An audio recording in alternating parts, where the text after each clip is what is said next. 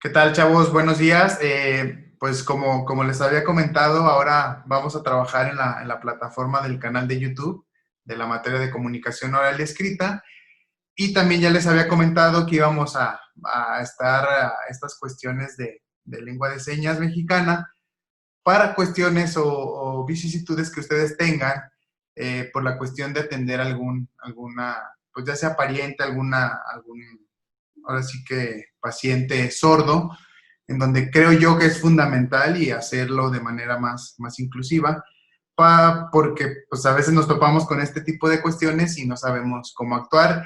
Y se me hace importante que arrancando el primer semestre ustedes estén en estos tipos de lengua, ¿no? Entonces, les presento a Marlene Márquez, que es una excelente maestra en lengua de señas. Además, me parece que es docente de profesión. Entonces, pues nada más para que también ella se presente, diga algo de ella y pues arranquemos clase con ella y así estaremos las 6 clases, esperando tener ahora sí que mucho jugo en este tema porque creo yo es de vital importancia. Entonces los dejo con Marlene y pues bienvenida Marlene, muchas gracias. Muchas gracias, Mario, por presentarme. Gracias a ti por esta invitación. Bienvenidos todos. Creo que vamos a aprender todos en conjunto. Cualquier duda, cualquier comunicación, cualquier situación, siéntanse con la seguridad de platicar, comentarme y vamos resolviendo dudas. Muchísimas gracias, Mario. Vamos a comenzar. Muy bien. Ok, chicos, bueno, pues como ya me presentaron, mi nombre es Marlene Márquez. Yo soy docente de profesión, soy de maestra de educación especial. Trabajo con todas las discapacidades, pero en especial tengo un poquito mayor de, de conocimiento de la lengua de señas. Pues así como Mario les comentó, como su maestro les comentó, soy una persona que tiene un conocimiento de esto, más que nada porque les voy a platicar un poquito de mí y que se sientan como con la seguridad y la confianza de lo que estamos platicando es de manera pues rutinaria, ¿no? Entonces, bueno, pues yo vengo de una familia donde tengo tíos, papás, hermanos, bueno, no hermanos, no, tíos, papás, primos, sobrinos, que vienen con una discapacidad auditiva. Bueno, pues entonces, como vienen esta discapacidad, pues tenemos una familia muy versátil, pues comunicamos de todas las maneras, utilizamos señas, hablamos también, se escucha música, se hace como cualquier otro tipo de familia. Y pues efectivamente, pues mis dos papás, mi mamá y mi papá, ambas personas son dos personas sordas y pues me criaron como una hija normal. A veces mucha gente me pregunta, ¿y cómo te educaron o cómo te enseñaste, cómo te enseñaron tus papás o cómo aprendiste a hablar? Y digo, es que ha sido de manera normal. Lamentablemente no puedo decir normal porque yo no sé qué es la normalidad para ustedes y tampoco ustedes podrían saber la normalidad para mí, ¿verdad? Entonces, yo siento que no hay muchas diferencias, pero pues bueno, poco a poco las vamos a ir descubriendo. Y efectivamente, pues bueno, al momento de que mis padres son sordos, y mucha gente me lo pregunta, ¿cómo le hice yo para aprender a hablar? Mis papás se dieron cuenta que yo era una niña que sí escuchaba y tomaron la decisión de meterme al preescolar. Yo fui una niña casi que, como quien dice, como de educación especial, porque la niña no hablaba, por lo tanto, me empezaron a trabajar esta parte en la escuela, empecé a hablar y pues ya estaría el real. Van a ver que hablo y hablo mucho, entonces espero que no se vayan a aburrir conmigo, que vayan aprendiendo más cosas aquí con esto y que se sientan con la confianza y la seguridad de platicar. Bueno, pues ya que hablamos un poquito de mí, hablamos un poquito de lo que ha sido mi experiencia, pues vamos a entrar un poquito ya más de lleno. En la materia ya un poquito de la profesión, pues me he dedicado a la enseñanza de la lengua de señas durante muchos años. Yo inicié a los 9 años como intérprete, yo era una niña todavía cuando empiezo como intérprete, y con algunos ejercicios, obviamente no como titular, pero sí como intérprete en ciertas situaciones, acompañado de intérpretes profesionales y así sucesivamente. Entonces, este aprendizaje se da más de manera natural. Chicos, si ustedes quieren aprender, necesito que tengan su mente abierta, que tengan toda la disposición, hagan los ejercicios, practiquen mucho para que ustedes aprendan de la mejor manera. Bueno, pues vamos a comenzar un poquito más. Vamos a hablar de lo que es la cultura del sordo. ¿sí? Muchas veces tenemos como muchos tabús dentro de esto. Todavía encontramos a muchas personas que creen que la discapacidad auditiva puede ser contagiosa o que no es permitida o que es de ignorantes, queriendo decir que las personas sordas son ignorantes. Como no tienen un método de comunicación normal, pues empiezan como a tachar y a satanizar todavía este tipo de cosas. Vamos a entrar un poquito más a detalle. Vamos a hablar más que nada sobre algunos términos que necesitamos identificar y conocer. Estos términos son muy importantes que los identifiquemos y principalmente, ¿por qué? Porque a veces salimos y empezamos a identificar cosas que posiblemente no las comprendamos al 100%. ¿Cómo es esto? Principalmente, van a encontrar en específico lo que es el nombre de este cursito que les voy a dar. Y muchos me van a decir, es lengua de señas. Y otros me van a decir, no, es lenguaje de señas. Y vamos a entrar en este conflicto. Tenemos que identificar cuál es la diferencia de una de la otra, ¿no? Lengua y lenguaje. Entonces, yo se los podría preguntar, se los dejo como en unos 2 segunditos de que lo piensen. ¿Es lengua o es lenguaje de señas? ¿Sí? Muchas veces no conocemos estas dos versiones o estas dos palabras y a veces sentimos que es lo mismo y lamentablemente no. Voy a explicarlo no en términos como etiológicos, pero sí lo voy a explicar como en términos más sencillitos. ¿A qué nos referimos? A veces decimos, no, pues la lengua es el órgano del cuerpo, ¿no? Y lo dicen, no, es que es un idioma. Luego dicen, no, es que la lengua es la forma de comunicación. Y luego preguntamos otra vez ahora el lenguaje. ¿Qué es el lenguaje? Y dicen, no, pues es la forma de comunicación, es un conjunto de signos para comunicación. Y si te das cuenta, son dos palabras que posiblemente sean casi lo mismo, pero no, no son lo mismo. Entonces vamos a ir identificando. Lengua y lenguaje. ¿Cuál de las dos va a ser la palabra correcta para utilizar en este curso que vamos a estar aprendiendo? Bueno, pues hacemos un poquito más de énfasis a lo que es la lengua. La lengua es pues el conjunto de configuraciones, el conjunto de claves, el conjunto de signos y estructuras para un idioma. Simple y sencillamente, la lengua es un idioma. Y el lenguaje son estructuras y configuraciones que representan a la lengua, que es un método de comunicación o un medio de comunicación. ¿Cuál es la diferencia entre estos dos? La lengua está estandarizada, la lengua tiene sus propias estructuras, la lengua tiene una forma de comunicar con ciertas estructuras específicas para poder llegar a un fin, ¿sí? Y el lenguaje va a comunicar lo que ustedes quieran, sin necesidad de tener el mismo idioma. ¿Cómo es esto? El idioma, pues estamos hablando que tenemos que tener ciertas estructuras. Si nosotros ya conocemos lo que es el inglés, nos vamos a dar cuenta que el inglés tiene ciertas estructuras. Si alguno de ustedes conoce todo lo que es algún otro idioma, se va a dar cuenta que tiene diferentes estructuras.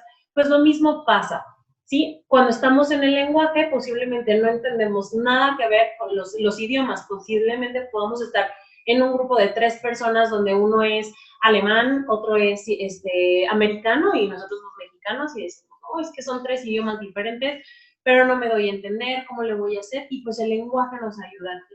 ¿Cómo es el lenguaje, chicos? El lenguaje aquí, a la vuelta del mundo, en todos lados, es como muy similar.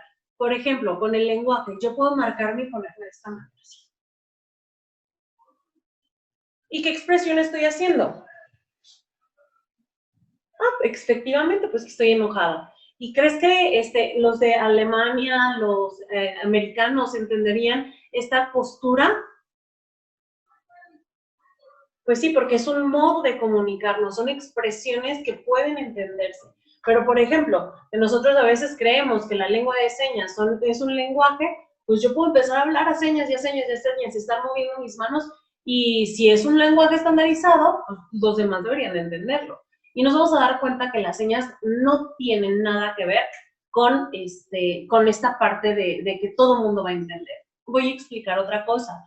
Hay muchos tabús, ¿sí? Hay muchos tabús donde se dice que la lengua de señas es mímica avanzada, ¿sí? Chicos, es muy diferente la lengua de señas porque tiene sus propias estructuras, tiene sus propias reglas y no es una mímica, ¿sí? La mímica es el uso del cuerpo. Vamos a estar viendo el día de hoy, así más que nada en una embarradita de plática, qué es lo que significa.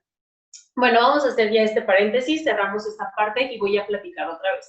Yo sé que ahorita están ustedes aprendiendo para enfermería y conocen más los términos médicos, o deberían de conocer un poquito más los términos médicos que es para las personas con discapacidad auditiva. Dentro de la discapacidad auditiva, se considera una persona que tiene una pérdida auditiva como hipoacusia. El término hipoacusia es el término médico principal. Por ejemplo, se utiliza hipoacusia profunda, media, leve, dependiendo del grado de pérdida auditiva de la persona sorda, ¿sí? En la comunidad o en la sociedad, si yo llego con una persona y le digo, ay, mira, ahí viene una persona que es hipoacúsica, comúnmente la comunidad y la sociedad no va a reconocer a esta persona como hipoacúsica, sino que van a decir que es un sordomudo, término que es incorrecto para el uso de las personas sordas. ¿Por qué sordomudo? Es un término que se utilizaba hace muchísimos años creyendo que la persona sorda era una persona que no sabía escuchar y no sabía hablar. Por lo tanto, había una combinación del término sordomudo. Se creía que era una misma afección, pero pasan los años y se dan cuenta que el término sordomudo no es correcto, porque a pesar de tener la pérdida auditiva, puede tener una vocalización y un desempeño normal como cualquier otra persona. Entonces, ese término sordomudo se elimina para poner el término sordo, únicamente el término sordo. La discapacidad auditiva es como el conjunto o el grupo que nosotros estamos identificando, pero en un conjunto social se le conoce como la persona sorda, ¿sí? Si tú llegas y vas y le dices a un sordo, oye, es que tú eres sordomudo, el sordo se va a sentir como un poquito ofendido. ¿Por qué? Porque para el sordo es como muy, ellos mismos lo dicen, ¿sabes qué? Es que cuando tú me dices sordo y mudo, me siento como si me dijeras que soy ignorante, como si yo no supiera comunicar. Y es ahí cuando nos retomamos o nos remontamos a lo que es la parte de la historia. ¿Ok? Entonces, estos términos son como muy generales que son importantes que nosotros conozcamos, ¿sí? Tenemos que decirle a este conjunto de personas como sordas, no sordomudos, no discapacidad auditiva, no como hipoacúsicos, porque no es el término que ellos utilizan como en sociedad. Sí son términos médicos, sí son términos diferentes, pero en un término social lo mejor es sordos. Y reconocer que tenemos este idioma como lengua, no como lenguaje. Ok, vamos a hacer una pausa aquí. Me interesa que ustedes conozcan un poquito de la historia. ¿Por qué un poquito de la historia? Nos vamos a dar cuenta que a pesar de tantos años que han pasado, tanto en Europa y luego aquí en Estados Unidos y luego aquí en México, vamos a ver cuánto ha avanzado y cuánto vamos retrocediendo nosotros mismos, ¿sí? Vamos a hablar un poquito de la historia. La primera persona que empezó a educar a un sordo fue Fray Ponce de León. Fray Ponce de León fue una persona que fue, no fue una persona, sí fue una persona, pero fue el primer educador del sordo. El primer educador del sordo, hablando en referencia en que el sordo, en ese entonces, en ese tiempo, que fue más o menos para el año 1545, donde se estipula, como 1545, donde se estipula que las personas sordas todavía no son capaces de ser pensantes, de seres pensantes. Entonces, en ese entonces se habían dicho, ya después de la aceptación, después de todos los infanticidios que se cometían por las discapacidades, por convertir a esas discapacidades en arlequines, y toda la negación que se había, porque pues en ese entonces se creía, antes del 1500, se creía que las discapacidades eran castigos divinos, entonces que venían endemoniados, que venían en infinidad de cosas. Por lo tanto, pasamos a esta etapa, a estos años, donde dicen, bueno, las personas con discapacidad, pues, bueno, no son como nosotros creíamos, ya pueden pasar y andar como con nosotros, pero no son seres pensantes. Pero como no eran seres pensantes, no se les permitía estar adentro de lo que eran las herencias, los testamentos. Entonces, ¿qué es lo que pasa? Pues mucha gente decía, no, o sea, ¿cómo que yo que tengo mucho dinero, no se lo voy a dejar a mi hijo, que pues a lo mejor es un sordomudo, entonces yo necesito dárselo.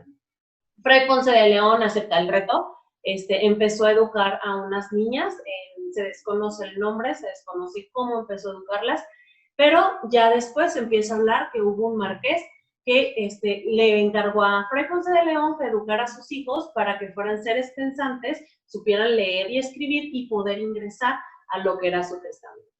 Entonces, Fray Ponce de León empieza a trabajar con ellos, pero su método era completamente oralista.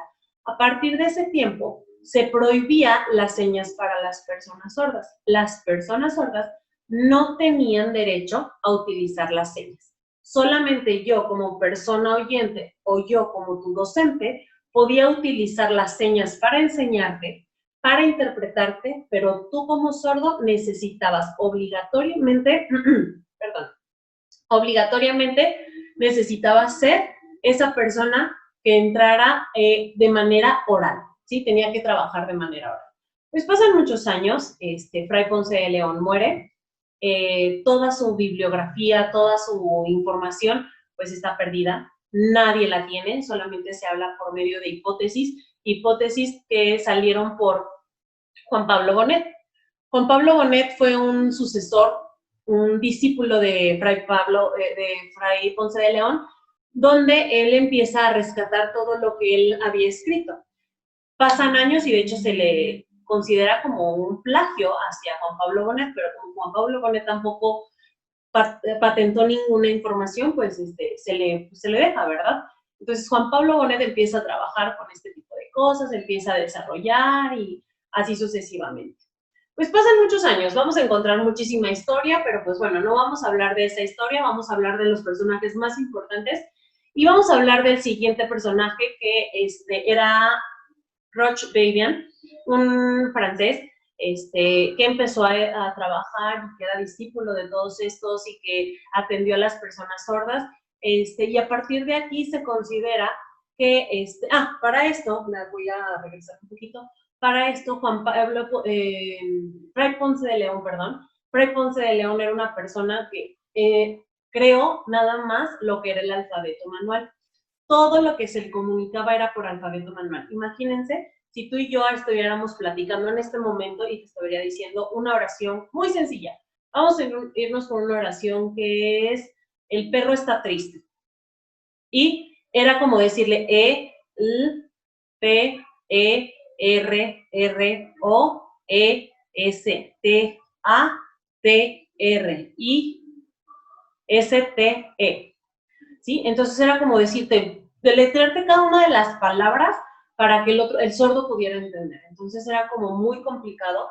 Y a partir de Babian, que él dice, ¿sabes qué? Es que me tardo mucho, ¿cuánto me voy a tardar deletreando para que el sordo me vaya entendiendo?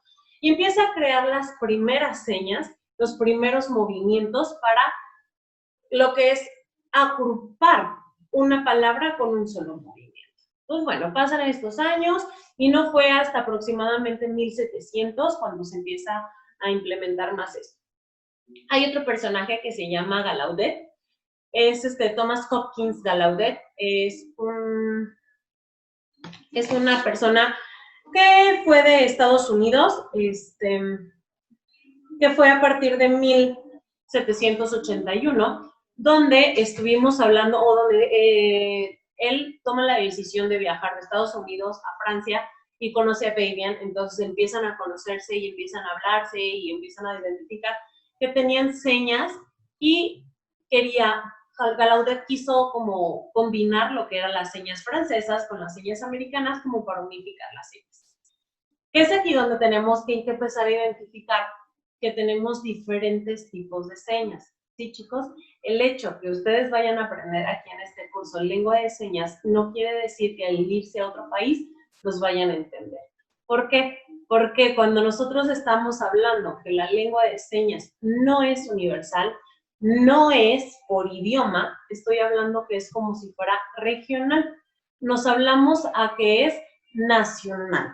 ¿Sí? ¿Cómo es esto nacional? Pues únicamente te voy a explicar en este momento que la lengua de señas es lengua de señas mexicana y estas señas dependen únicamente para México, ¿sí? Nosotros en México hablamos español, en Argentina se habla el español, pero tienen sus propias señas y no tienen nada que ver con la lengua de señas mexicana, ¿sí? Podemos ir a Europa, en España, que también se habla el español, y tampoco vamos a conocer lo que es la lengua de señas como muy igual. Entonces vamos a empezar a identificar que estas señas eran únicamente para las señas estas señas que vamos a aprender van a ser lengua de señas mexicana. Bueno, después de este paréntesis, vamos a regresar a la otra parte que es la historia y vamos a decir que Gallaudet, pues bueno, regresa a Estados Unidos, empieza a implementar todo lo que aprendió de Francia y empieza a crecer. Gallaudet ahorita es muy reconocido en Estados Unidos, de hecho hay una universidad que se llama la Universidad de Gallaudet, donde es una de las pocas universidades donde acepta a personas sordas para su educación. Entonces, allá en Estados Unidos, las personas sordas son universitarios. Entonces, esto fue a partir de 1781 hasta la fecha. Ok, allá ha habido presidentes de la universidad, rectores, que son personas sordas y que han estado trabajando. Vamos a regresar acá, ahora vamos a fijarnos que a partir de 1500, que fue en Francia con Fray Ponce de León, que fue en 1500, ¿cuántos años tuvieron que pasar para que en Estados Unidos empezaran a tener este tipo de educación? Que fue con Gallaudet, que fue en 1781, entonces, ve cuántos años pasaron, 200 y tantos años, para que se empezara a Estados Unidos como a modificar o a mejorar. Y no es hasta 1810 que aquí en México empieza a haber la atención a las personas sordas. Vamos a hablar de un presidente aquí mexicano, que era Benito Juárez. Benito Juárez fue la primera persona que impulsó a lo que era la educación aquí en México, la educación para las personas con discapacidad auditiva. Cuenta la leyenda, se ha mencionado en algunos libros, libros que ya al final son viejos, pero no están como muy seguros, pero sí se menciona que Benito Juárez empieza a impulsar a la discapacidad auditiva. ¿Por qué? Porque su mamá tenía esta disminución auditiva. Por lo tanto, por eso empieza a crearse esta atención a este tipo o a esta población. No es hasta 1817 donde se crea la lengua de señas mexicana. ¿Y quién la crea? Un francés que viaja, un francés hipoacúsico, que quiere decir una persona con audición media, no completamente sordo, y llega aquí a México después de haber creado en 1815 la lengua de señas brasileña y luego empieza a implementar lo que es la lengua de señas mexicana. Es a partir de ahí que se empieza a crear muchísimo lo que es la lengua de señas, se empieza a trabajar, se empiezan a meter a lo que es la educación, a las leyes, a la constitución, este tipo de educación para las personas sordas. Y no es hasta el 2005 donde se establece en el diario oficial de la Federación que la lengua de señas mexicana es un idioma de patrimonio cultural. Por lo tanto, es obligación del Estado el uso de la lengua de señas. Pero si se dan cuenta, ¿en qué año estamos? En el año 2020. Tuvieron que pasar 15 años y tuvo que pasar esto de la pandemia para que empezara a entrar un poquito más fuerte lo que era la lengua de señas. Pasaron 15 años después de la estipulación como una obligación de todos los medios de comunicación, como una obligación para todas las escuelas y todo eso, la atención de lengua de señas. Y si se fijan, actualmente seguimos sin atender todo lo que es la lengua de señas correctamente. Han pasado 15 años desde que lo oficializaron en lo que es en el Diario General de la Educación, en el Diario Oficial de la Federación, perdón. Y pero si vamos a ir viendo, vamos a regresar. Bueno, ahorita ya hablamos de esta parte. Voy a regresar un poquito a la historia y voy a decir, bueno, pues a partir de 1788, pues empieza a ver que hay una mejoría, se le permite, tanto en Estados Unidos como en cualquier país, se le empieza a permitir a la persona sorda utilizar las señas, empieza a comunicarse entre las comunidades con señas y así sucesivamente. Y no es hasta 1880, No, perdón, en 1788, una disculpa, en 1788, después de que ya se les había permitido esta aceptación a la lengua de señas y todo eso, se juntan a nivel internacional y dicen que las personas sordas no tienen el derecho de trabajar con sordos. Por lo tanto, se empieza a implementar el método oralista.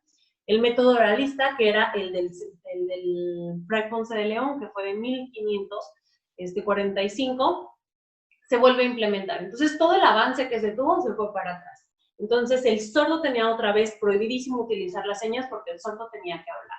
Entonces, pues pasan los años, se empiezan a crear, hubo conflictos, hubo marchas, hubo huelgas, y hasta la fecha, ahorita ya les digo que ya empezamos a tener esta parte de comunicación. Bueno, pues ya voy a hacer una pausa. Esto es como lo más importante, lo más relevante. Es importante que nosotros lo conozcamos. Ya sabemos que la lengua de señas es lengua, no es lenguaje. Ya sabemos que la persona con discapacidad auditiva es un sordo, no un sordomudo, ni un hipoacústico, ni nada por el estilo. Y ya sabemos también un poquito de la historia y hablando que, que la lengua de señas no es internacional, es parte de lo que es la cultura general, no de la cultura general, perdón, es parte de lo que es el patrimonio de México, únicamente. Bueno, pues vamos a empezar un poquito. Yo sé que ustedes conocen un poquito más de anatomía, conocen un poquito más de esto, pero va a ser muy importante que nosotros conozcamos las partes de nuestra mano y cómo las vamos a manejar para el aprendizaje de la lengua de señas en este curso, ¿sí? Posiblemente no son los términos médicos correctos o anatómicos del cuerpo, pero sí para una mejor facilidad al momento de nosotros estarnos comunicando, ¿sí? A veces aquí con la distancia puede ser un poquito complicado en que nos veamos y que vean buenos movimientos o bien los movimientos. Voy a tratar de ser muy lenta, muy clara para hacer cada uno de los movimientos para que ustedes se vayan identificando. Pero lo primero que tenemos que hacer, lo primero que tenemos que empezar a identificar es qué es lo que voy a utilizar. Tengo dos manos y cada una de mis manos va a representar algo. Mi mano dinámica y mi mano base. ¿Cómo voy a identificar yo qué voy a utilizar? ¿Sí? Si mi mano base o mi mano dinámica. ¿Cuál es cuál? Bueno, en este caso yo voy a decirlo por mí. Yo soy una persona diestra, para mí es más fácil mover mi mano derecha que mi mano izquierda. Puedes tú ser diestro, pero para ti puede ser más fácil o más sencillo utilizar la mano izquierda. Puedes utilizar la mano que más quieras. A lo largo de este curso te vas a dar cuenta cuál es la mano que más se te facilita para hacer movimientos. Entonces, en este caso te lo estoy repitiendo, mi mano dinámica es mi mano derecha y mi mano base es mi mano izquierda. Tenemos que identificar esto porque hay señas y palabras que necesito una mano base, una mano dinámica en conjunto, ¿sí? Tenemos señas, uniseñas de una sola mano, tenemos biseñas, que es las dos manos, y tenemos lo que es la seña con la mano dinámica y mano base, que es como nada más, como un movimiento. ¿Cuál es la diferencia de cada uno? ¿Sí? Cuando yo estoy diciendo uniseñas, utilizo únicamente la mano derecha. Si yo digo biseñas, es utilizar las dos manos con un movimiento continuo donde no se ve si es base o es dinámica. Y tenemos la que es de mano base, donde una no se mueve, pero sí está presente, y la mano dinámica sí se mueve. Por eso es importante que ustedes identifiquen cuál de las dos manos va a ser su mano base y su mano dinámica, porque aquí vamos a estar describiendo cada una de las señas para que tú vayas conociendo un poquito más. Aparte de esto, de que ya tengamos esto, vamos a identificar qué es lo que yo tengo aquí. Vamos a identificar primero pulgar, índice, medio, anular y meñique. Vamos a estar trabajando con estos 5 deditos y vamos a reconocer también que esto es palma, dorso, muñeca, lo que es la muñeca, y costado, ¿sí? Ok. Una vez que identifiquemos esto, vamos a trabajar con lo siguiente. Hay direcciones. Si yo te digo, es un ejercicio muy sencillo, si yo te digo, vamos a trabajar con mano dinámica, con palma de la mano hacia la izquierda y punta de los dedos hacia arriba, ¿qué posición yo estaría utilizando? Te la voy a repetir otra vez. Mano dinámica, en este caso mi mano es derecha, por lo tanto, la palma de mi mano va hacia el lado izquierdo y punta de los dedos hacia arriba. ¿Ya lo tienes? Bueno, vamos a hacerlo en conjunto. Palma de la mano, mano dinámica, es la derecha, palma de la mano hacia la izquierda y punta de los dedos hacia arriba. Muy bien, vamos ahora con la siguiente posición. Palma hacia abajo, punta de los dedos hacia enfrente. ¿Cómo es esto? Va otra vez. Palma hacia abajo y punta de los dedos hacia enfrente. Bueno, así vamos a encontrar diferentes posiciones. Otra cosa muy importante, ahorita con la distancia y con las cámaras y todo eso, yo las señas las utilizo de lo que es la parte de las costillas hacia arriba para que ustedes me vean. Pero en realidad las señas se utilizan a partir de la cadera hacia arriba. Necesitamos posiciones cómodas, posiciones en las que tú te sientas como cómodo y no te canses de mantener tus brazos arriba. Puedes poner una posición cómoda donde relajes tus hombros y utilices tu posición y tu campo visual en este contexto, en esta parte.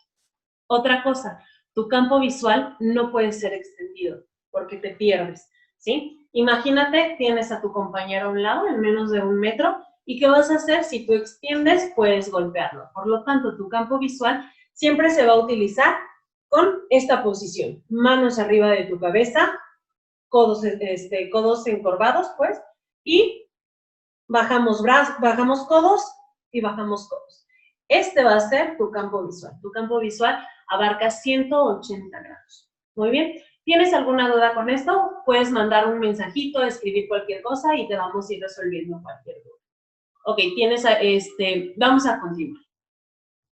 Después de esto y después de identificar todo esto, es importante que tú vayas conociendo cada una de las posiciones o de los nombres.